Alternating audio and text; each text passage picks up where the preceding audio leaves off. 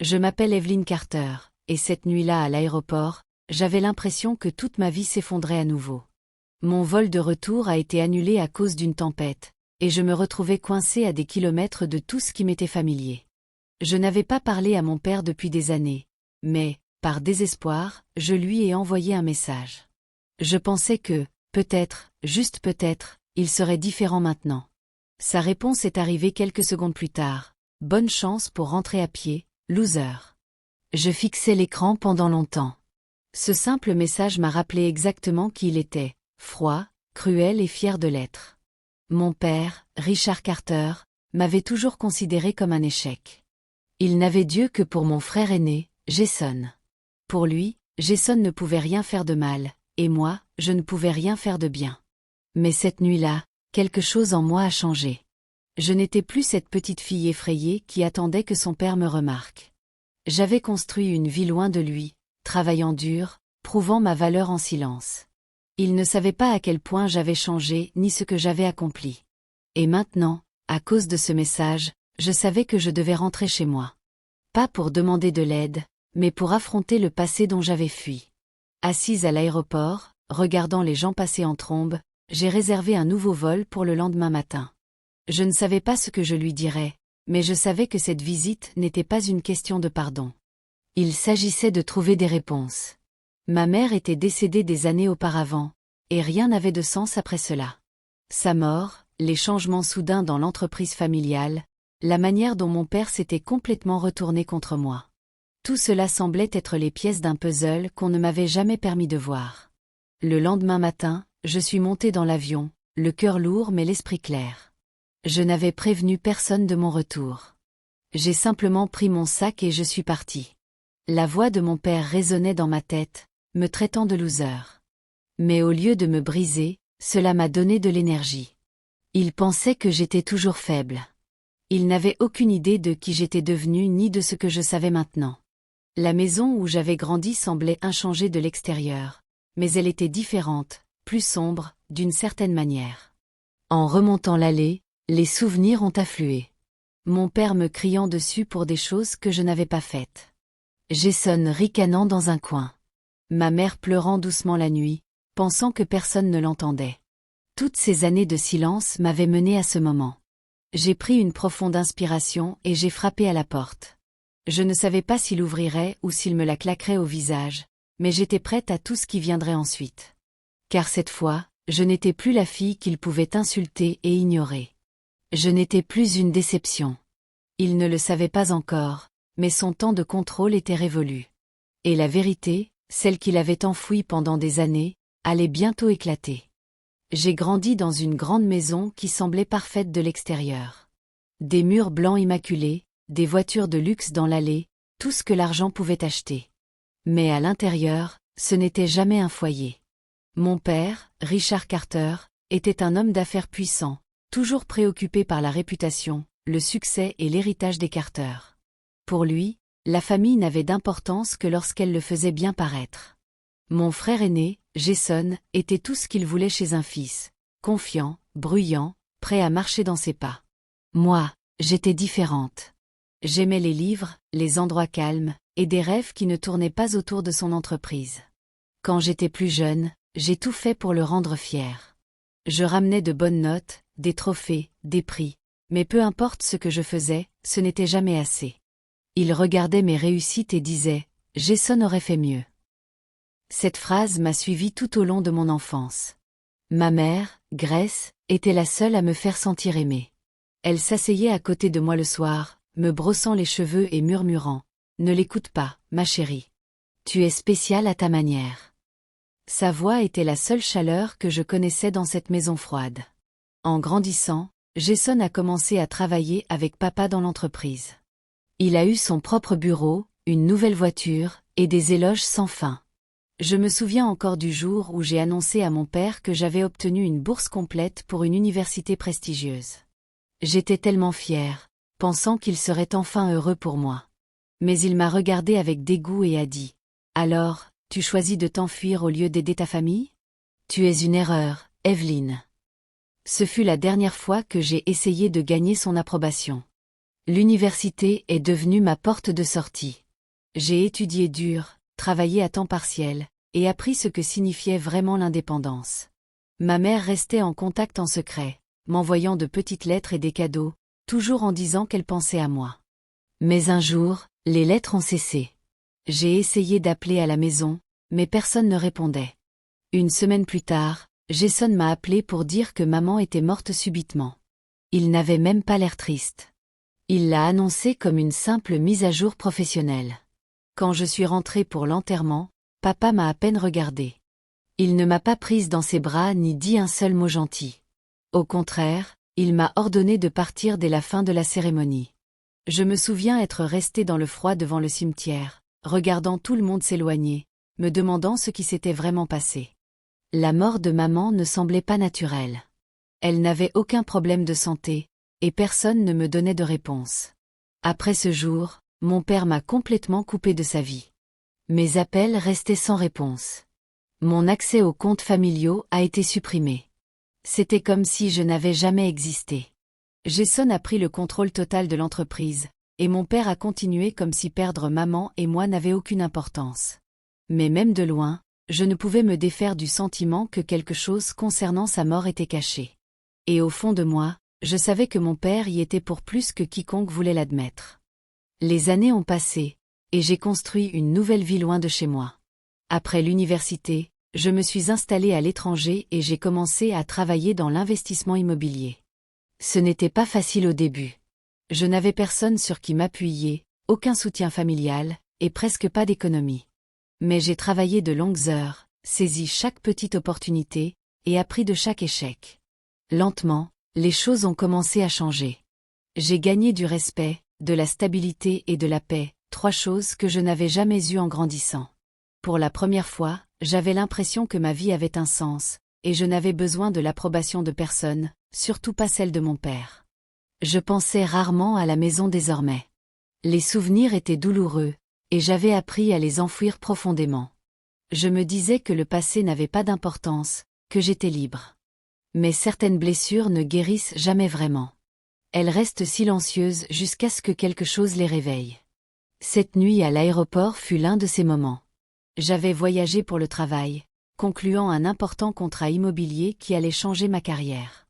Mon vol de retour a été annulé à cause du mauvais temps, et je me suis retrouvée coincée à l'aéroport, épuisée et frustrée. Sans trop réfléchir, j'ai parcouru mes contacts et me suis arrêtée sur le nom de mon père. Cela faisait des années que je ne lui avais pas parlé. Une partie de moi voulait supprimer son numéro, mais une autre partie, celle pleine d'espoir, pensait que peut-être les choses étaient différentes maintenant. Peut-être que le temps l'avait adouci. Je lui ai envoyé un message simple. « Salut, mon vol est annulé.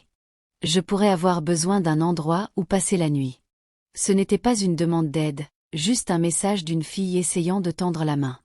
Mais sa réponse est arrivée rapidement, et elle a fait plus mal que je ne l'avais prévu. Bonne chance pour rentrer à pied, loser. Je fixais ces mots pendant longtemps. Ma poitrine était lourde, comme si tout l'air en avait été chassé.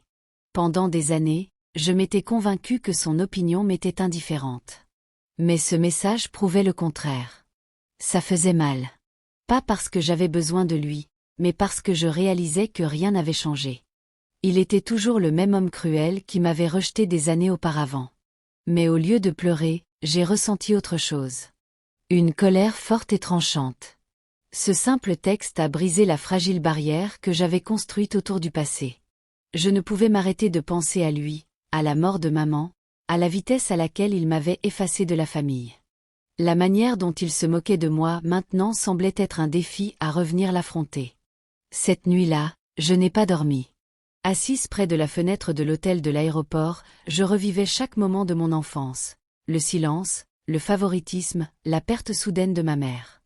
J'ai réalisé que je n'avais jamais vraiment trouvé de closure. J'avais fui au lieu de chercher des réponses. Au matin, je savais ce que je devais faire.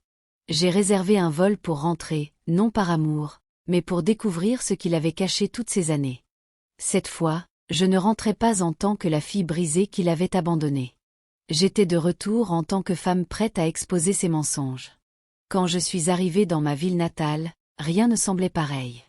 Les rues paraissaient plus petites, les gens plus vieux, mais la lourdeur dans l'air était exactement comme dans mes souvenirs. Le manoir de mon père se dressait au bout d'une longue allée, grand et froid, comme un monument à sa fierté. Je ne m'y suis pas rendue directement. Je n'étais pas prête. À la place, je me suis installée dans un petit hôtel à proximité et j'ai commencé à chercher quelqu'un en qui je pouvais avoir confiance. C'est alors que je me suis souvenue de l'ancien avocat de ma mère, Monsieur Ansley. Je ne l'avais pas vu depuis son enterrement. Il venait souvent à la maison quand j'étais petite, toujours gentil avec moi, même quand mon père ne l'était pas. Je ne savais pas s'il serait encore là, mais j'ai décidé d'essayer. Le lendemain matin, je suis allée à son bureau en centre-ville. À ma surprise, il était toujours là, plus vieux, plus lent, mais toujours aussi vif. Quand il m'a vu, ses yeux se sont écarquillés comme s'il voyait un fantôme. « Evelyn Carter », a-t-il dit doucement en me serrant la main. « Tu ressembles tellement à ta mère. » Nous avons discuté un moment, rattrapant le temps perdu. Puis je lui ai expliqué pourquoi j'étais là.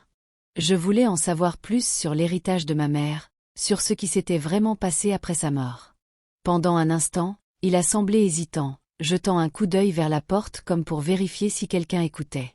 Puis il s'est levé, s'est dirigé vers un placard verrouillé, et en a sorti une épaisse enveloppe brune couverte de poussière. « J'attendais le jour où tu viendrais », a-t-il dit doucement. À l'intérieur se trouvaient des documents portant l'écriture de ma mère. Son véritable testament, daté de quelques semaines seulement avant sa mort. Mes mains tremblaient en le lisant. Chaque propriété, chaque action dans l'entreprise familiale, chaque compte m'était destiné. Pas un mot sur mon père ou Jason. Ma mère avait prévu de tout me donner. Je sentais mon estomac se nouer. Mais mon père a dit qu'il avait tout hérité après sa mort, ai-je murmuré. Monsieur Ansley a soupiré et hoché la tête. C'est ce qu'il a fait croire à tout le monde. Le lendemain de l'enterrement de ta mère, il est venu me voir avec de nouveaux documents, prétendant qu'elle avait changé son testament. J'ai refusé de signer, alors il a trouvé un autre avocat prêt à mentir pour lui. J'ai gardé l'original au cas où tu reviendrais. Ma poitrine brûlait de colère. Mon père avait volé non seulement l'argent, mais aussi les dernières volontés de ma mère. Il m'avait menti, aux tribunaux, à tout le monde. Peut-on le prouver ? Ai-je demandé. Oui, a-t-il répondu fermement. Les signatures sur ces documents sont falsifiées.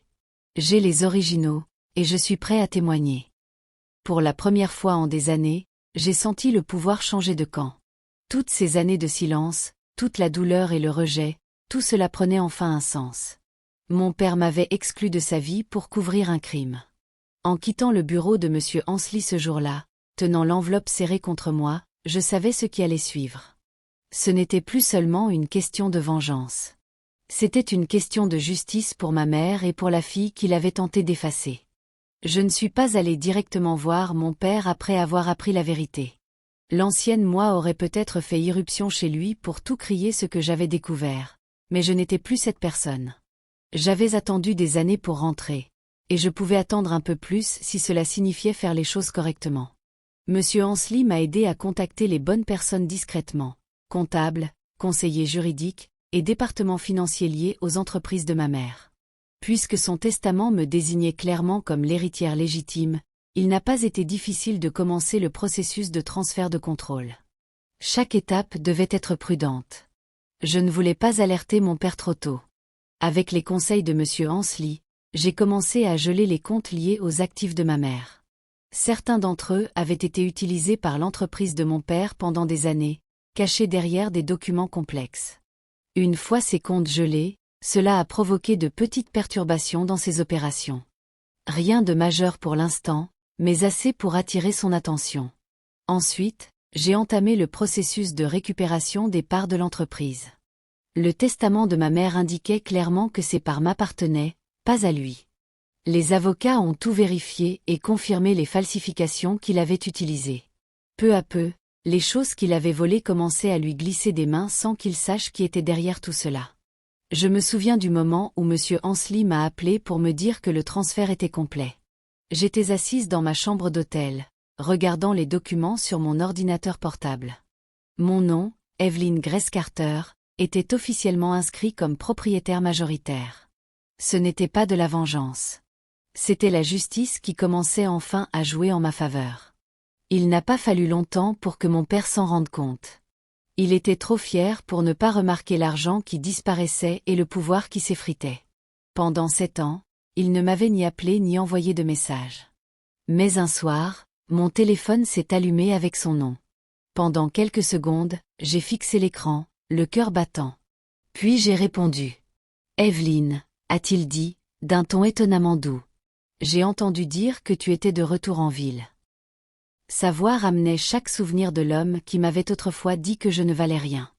Je gardais un ton calme et poli. « Oui, je suis ici pour des affaires. »« C'est merveilleux », a-t-il dit, feignant d'être joyeux. « Peut-être qu'on pourrait parler. Tu m'as manqué. »« Tu m'as manqué ?» Ces mots m'ont presque fait rire. Il n'appelait pas parce que je lui manquais. Il appelait parce qu'il perdait le contrôle. Je pouvais l'entendre dans sa voix, une pointe de nervosité, une fissure dans sa confiance. J'ai accepté de le rencontrer dans quelques jours, prétendant être heureuse de renouer. Mais à l'intérieur, je savais déjà comment cela allait se passer. Il avait bâti son empire sur des mensonges, et maintenant ces mensonges s'effilochaient un à un. Ce soir-là, je me suis assise près de la fenêtre, regardant les lumières de la ville et pensant à ma mère. Je lui ai promis en silence que j'irais jusqu'au bout, non pas avec colère, mais avec la force tranquille qu'elle avait toujours cru que j'avais. Le jeu venait de commencer, et cette fois, c'était moi qui fixais les règles. Le jour où je suis retournée chez mon père, l'air semblait lourd avant même que je n'atteigne la grille. L'endroit était tel que dans mes souvenirs, grand, poli, sans chaleur. Les jardiniers étaient toujours là, taillant des buissons qui ne poussaient jamais de manière désordonnée, et la grande fontaine à l'avant continuait de couler comme si rien n'avait changé. Mais tout avait changé. Je n'étais plus la même personne en passant ces portes. Quand la femme de ménage a ouvert la porte, elle a semblé choquée de me voir. « Mademoiselle Evelyne », a-t-elle dit doucement, presque incertaine de devoir prononcer mon nom. Je lui ai offert un petit sourire et hoché la tête. Elle s'est écartée, et là il était, mon père, debout dans le couloir, prétendant être heureux de me voir. « Evelyne », a-t-il dit, écartant les bras comme s'il accueillait une fille aimée. « Ça fait si longtemps. » J'ai forcé un sourire poli. En effet. Il semblait plus vieux, ses cheveux plus gris, mais ses yeux avaient toujours cette même acuité, celle qui pouvait transpercer quiconque s'opposait à lui. Son sourire n'atteignait pas ses yeux, comme toujours. Il m'a invité à m'asseoir, jouant la comédie d'une famille heureuse se retrouvant après des années. Toute la scène semblait être une performance qu'il avait répétée 1000 fois dans sa tête. Puis Jason est entré. Il ressemblait à papa, même arrogance, même charme fin. Le rictus sur son visage est apparu dès qu'il m'a vu. « Eh bien, regardez qui a décidé de revenir en rampant », a-t-il dit. « La fille qui s'est enfuie. » Je n'ai pas répondu. Je l'ai juste regardé calmement, ce qui semblait l'agacer plus que n'importe quelle parole.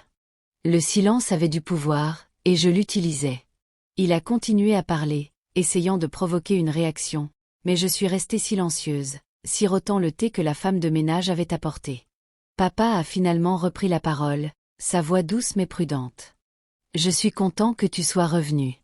Peut-être qu'on peut repartir de zéro. La famille, c'est important, Evelyne. » L'entendre dire cela m'a presque fait rire.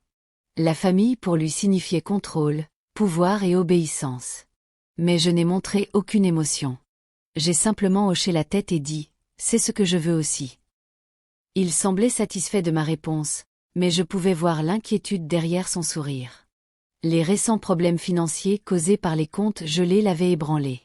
Il n'en parlait pas, mais je savais qu'il mourait d'envie de savoir si j'avais quelque chose à voir avec cela. Jason s'est finalement ennuyé et est parti, marmonnant quelque chose sous son souffle. Papa et moi sommes restés seuls dans ce salon froid et magnifique, entourés des tableaux que ma mère avait autrefois choisis.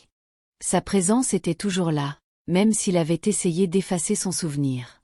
En regardant autour de moi, je me souvenais de la petite fille assise sur ce même canapé, terrifiée par chaque mot qu'il prononçait. Mais plus maintenant. Cette fois, je n'étais pas là pour supplier ou prouver quoi que ce soit. J'étais là avec la vérité et les documents légaux qui me donnaient le pouvoir sur tout ce qu'il pensait être à lui. Quand je me suis levée pour partir, il a essayé de rester décontracté. « On devrait dîner demain, juste nous », a-t-il dit. Je lui ai souri légèrement. Bien sûr, papa. J'aimerais ça. Il n'avait aucune idée que le dîner de demain serait le début de sa chute.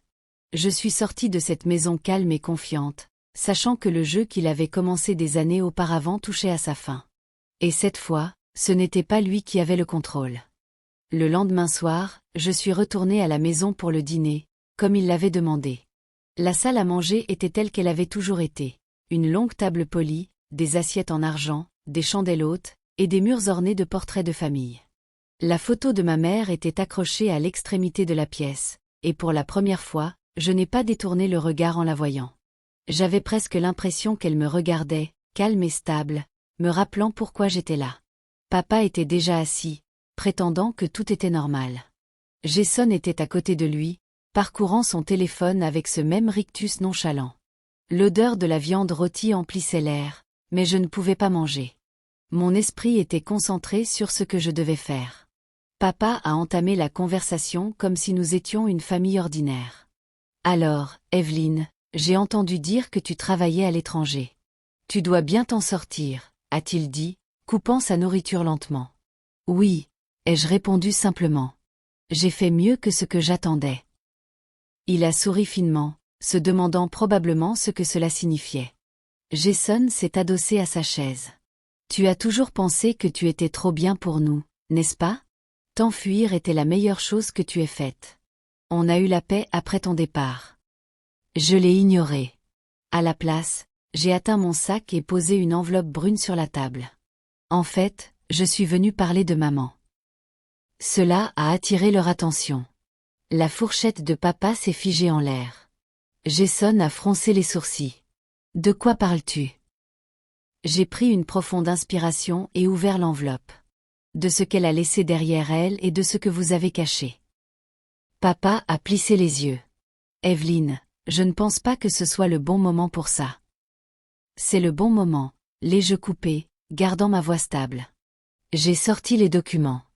Voici le véritable testament de maman, signé et scellé. Celui que vous avez caché. Celui qui laisse tout et les maisons, les parts, les comptes à moi. La pièce est devenue silencieuse. La bouche de Jason s'est ouverte. Papa a pâli, puis a essayé de rire. C'est ridicule. Ces papiers ne veulent rien dire. Les tribunaux ont reconnu mon héritage il y a des années. Je l'ai regardé droit dans les yeux. Parce que vous l'avez falsifié. Il a frappé la table de sa main. Tu ne sais pas de quoi tu parles. Je n'ai pas bronché. J'ai atteint l'enveloppe à nouveau et sorti une clé USB. Monsieur Ansley a enregistré une vidéo le jour où maman a signé son testament. Il a aussi enregistré sa déclaration concernant votre falsification. Jason s'est agité, mal à l'aise. Papa, elle est sérieuse. Le visage de papa est devenu rouge. Elle ment, mais sa voix tremblait, et cela suffisait. J'ai branché la clé USB dans l'ordinateur portable que j'avais apporté et appuyé sur lecture. La voix de ma mère a rempli la pièce, douce, gentille, pleine de vérité. Elle était assise à côté de monsieur Ansley, lisant son testament, me nommant comme seule héritière. La date était claire. La signature correspondait parfaitement. Quand la vidéo s'est terminée, personne n'a parlé. Jason a regardé papa avec incrédulité. Tu as falsifié le testament de maman, a-t-il murmuré. Les épaules de papa se sont affaissées. L'homme puissant qui régnait autrefois sur cette maison semblait maintenant petit et vaincu. Tu ne comprends pas, a-t-il marmonné. J'ai tout construit. Je le méritais. Je me suis levé lentement. Vous l'avez construit avec des mensonges, et maintenant c'est fini. Le silence qui a suivi était lourd, définitif. Jason a repoussé sa chaise et est sorti, secouant la tête. J'ai rassemblé les documents et les ai laissés sur la table devant mon père. Tout ce qu'il avait volé lui glissait maintenant des mains, légalement, publiquement, complètement. Cette nuit-là, je n'étais ni en colère ni satisfaite. Je me sentais simplement libre. La vérité était sortie, et l'homme qui m'avait autrefois traité de loser avait tout perdu.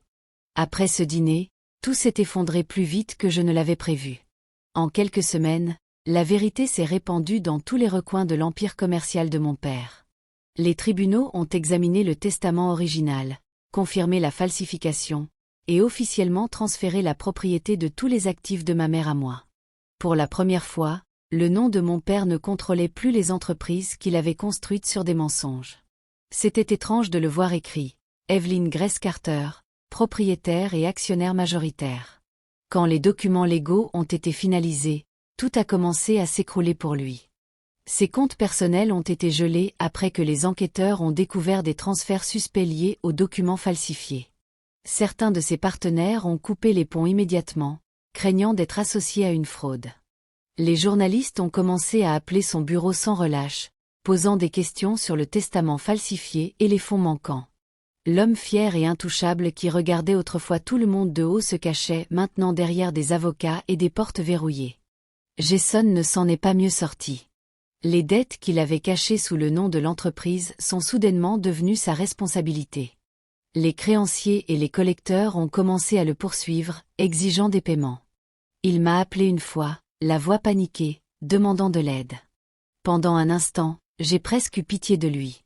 Mais ensuite, je me suis souvenu de chaque mot cruel, de chaque fois où il riait quand notre père m'humiliait. Je lui ai simplement dit « Tu devras te débrouiller, comme je l'ai fait ». Ce fut la dernière fois que j'ai eu de ses nouvelles. Peu après, j'ai appris qu'il avait quitté le pays. Quant à mon père, il a tout essayé pour attirer la sympathie. Il a envoyé des messages par l'intermédiaire d'amis de la famille, prétendant être victime d'un malentendu. Certains sont même venus me demander si je pouvais lui pardonner, s'il pouvait garder quelque chose de petit.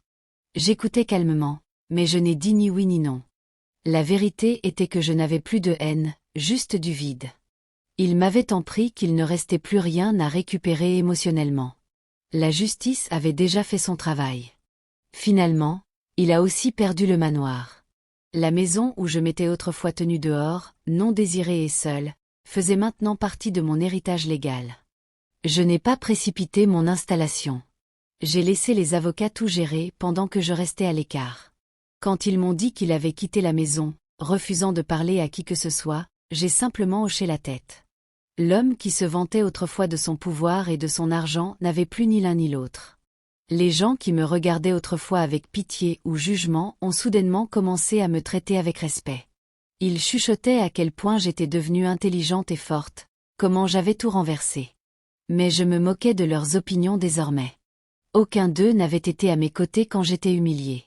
La nuit, je pensais souvent à ma mère, à comment elle devait savoir quel genre d'homme elle avait épousé, et pourquoi elle s'était assurée que son testament me protège. Chaque décision qu'elle avait prise m'avait menée à ce moment. L'empire de mon père était fini. Jason avait disparu, et la vérité avait enfin éclaté. Les mêmes personnes qui s'étaient moquées de moi voulaient maintenant mon approbation. Mais je ne leur ai rien donné. Pendant des années, j'avais été sans pouvoir, mais maintenant je comprenais quelque chose de plus profond. Le vrai pouvoir ne vient pas de la richesse ou du contrôle. Il vient de la vérité. Et cette vérité avait finalement détruit l'empire que mon père avait construit sur des mensonges. Des semaines plus tard, j'ai finalement décidé de revoir la maison, l'endroit où tout avait commencé et fini. Elle m'appartenait officiellement maintenant. Les documents judiciaires avaient été traités, et les clés reposaient dans ma main alors que je me tenais devant les grandes grilles en fer. Le vent portait un calme silencieux, celui qui vient après une tempête. J'avais imaginé ce moment tant de fois en grandissant, revenir chez moi avec fierté, prouver à mon père qu'il avait tort. Mais en me tenant là maintenant, je ne ressentais ni fierté ni vengeance. Je ressentais du calme. J'ai garé ma voiture au bout de la longue allée, celle-là même dont mon père m'avait dit un jour de rentrer à pied, loser. À l'époque, j'avais quitté cette route en larmes, me sentant non désirée et petite. Maintenant, je parcourais le même chemin, mais mes pas étaient assurés. Je n'étais plus cette fille. La maison semblait la même. Grande fenêtre, jardin parfait, chaque coin soigneusement entretenu par des gens qui autrefois me regardaient comme si je n'avais pas ma place. Mais l'énergie était différente. Ce n'était plus sa maison. Elle semblait vide, attendant un nouveau chapitre. En atteignant la porte d'entrée, j'ai hésité un instant avant de la déverrouiller. Le son de la porte grinçante s'est répercuté dans le couloir, portant des souvenirs que j'avais enfouis pendant des années. J'ai avancé lentement, absorbant tout. L'odeur du bois poli, les tableaux choisis par ma mère, l'escalier où je m'asseyais pour lire quand personne ne voulait me parler. Tout était toujours là. Seuls les gens avaient changé. J'ai parcouru chaque pièce, touchant les murs et les meubles, non pas avec colère, mais avec une acceptation tranquille. Chaque coin me rappelait la douleur, les mots durs de mon père, les rires de Jason à mes dépens, la voix douce de ma mère essayant de me protéger. Mais cela me rappelait aussi jusqu'où j'étais arrivée. J'avais survécu à tout ce qu'ils avaient essayé de me briser. Dans le vieux bureau de mon père, je me suis arrêtée longtemps. Le bureau était vide. Les tiroirs vidés. La pièce qui autrefois semblait une prison était maintenant synonyme de liberté. J'ai regardé par la fenêtre, la même par laquelle je regardais adolescente, rêvant d'évasion. Maintenant, j'étais de retour, non pas parce que j'avais besoin de prouver quoi que ce soit, mais parce que j'avais déjà gagné à ma manière. Je me suis assise dans le fauteuil préféré de ma mère, près de la fenêtre. Pendant un instant, j'ai fermé les yeux et j'ai presque pu entendre sa voix à nouveau, douce et réconfortante. « Tu es plus forte que tu ne le penses », disait-elle souvent. À l'époque, je ne la croyais pas. Maintenant, je comprenais ce qu'elle voulait dire. La cruauté de mon père avait forgé ma force, même s'il n'en avait jamais eu l'intention. Quand je me suis levée pour partir, j'ai regardé autour de moi une dernière fois. Je ne ressentais plus de haine pour la maison ni même pour lui. Je ressentais de la paix. La douleur m'avait appris qui j'étais. La solitude avait construit mon courage. Et la trahison m'avait menée à la vérité. En retournant à ma voiture, le soleil perçait à travers les nuages, éclairant l'allée. J'ai souri doucement. Ce n'était pas de la vengeance. C'était la clôture. J'étais enfin libre. Et pour la première fois de ma vie, j'étais vraiment chez moi. Je me suis assise dans l'ancien bureau de ma mère, la même pièce où elle passait ses soirées à écrire des lettres et à lire. L'air semblait chaud et familier, comme si elle était encore là d'une certaine manière. Sur le bureau, j'ai remarqué une petite enveloppe avec mon nom écrit de sa belle écriture. Mon cœur s'est serré en la prenant. Je ne l'avais jamais vue auparavant. Le papier était légèrement jauni par le temps, mais ses mots étaient clairs. Mes mains tremblaient en l'ouvrant. À l'intérieur se trouvait une courte lettre écrite dans son ton calme et gentil, celui qui me faisait toujours sentir en sécurité. Elle commençait simplement, « Ma chère Evelyne ». J'ai pris une profonde inspiration et continué à lire. Elle écrivait à quel point elle était fière de moi pour avoir toujours suivi mon cœur, même si cela signifiait s'éloigner du confort et affronter le jugement. Elle disait qu'elle savait que les choses ne seraient pas faciles avec mon père, que sa fierté ne lui permettrait jamais de voir la bonté chez les autres. Mais elle croyait qu'un jour, la vérité éclaterait. Et quand cela arriverait, elle voulait que je me souvienne de quelque chose d'important. Ne laisse jamais la cruauté te définir. Laisse-la révéler qui tu es vraiment. Ces mots m'ont profondément touchée. Pendant des années, j'avais porté de la colère, de la douleur et de la tristesse. On m'avait traité comme si je n'étais rien, comme si je n'avais pas ma place dans ma propre famille. Les mots de mon père avaient façonné mon enfance, erreur, déception. Mais maintenant, je comprenais. Ces mots ne me définissaient pas. Mes actions, oui. Ma force, oui. Ma capacité à me relever de tout ce qu'il avait essayé de détruire. C'était qui j'étais vraiment. Je regardais autour du bureau, me souvenant de tous les après-midi où je m'asseyais par terre pendant que ma mère me lisait des histoires. Elle me disait toujours que l'amour et la gentillesse n'étaient pas des faiblesses, même si les gens en profitaient. La gentillesse ne signifie pas que tu es faible, disait-elle. Cela signifie que tu es assez courageuse pour être douce dans un monde dur. Maintenant, assise là, je la croyais enfin. Mon père m'avait appris à quel point les gens pouvaient être cruels, jusqu'où ils pouvaient aller pour le pouvoir. Mais ma mère m'avait appris quelque chose de plus fort. Comment vivre avec cœur, comment se tenir droite sans devenir amère. Il m'avait appris la survie, mais elle m'avait appris la vie. J'ai soigneusement replié la lettre et l'ai reposée sur le bureau. Mes yeux piquaient, mais je ne pleurais plus de tristesse. C'était autre chose. De la paix, peut-être. Pour la première fois, je me sentais libre de l'ombre de tout ce qui s'était passé. En regardant par la fenêtre, le soleil de l'après-midi inondait la pièce de lumière. J'ai souri doucement. Je n'étais pas la loser que mon père m'avait appelée. Je n'étais pas l'erreur qu'il prétendait que j'étais. J'étais l'héritage de ma mère, sa force, son amour, son pouvoir tranquille. En quittant le bureau, je portais ces mots dans mon cœur. Ce n'était pas juste une lettre. C'était un rappel que même dans la douleur, il peut y avoir de la grâce. Mon histoire ne s'est pas terminée par la vengeance ou la perte. Elle s'est terminée par la compréhension. Je savais enfin qui j'étais. Et cela suffisait.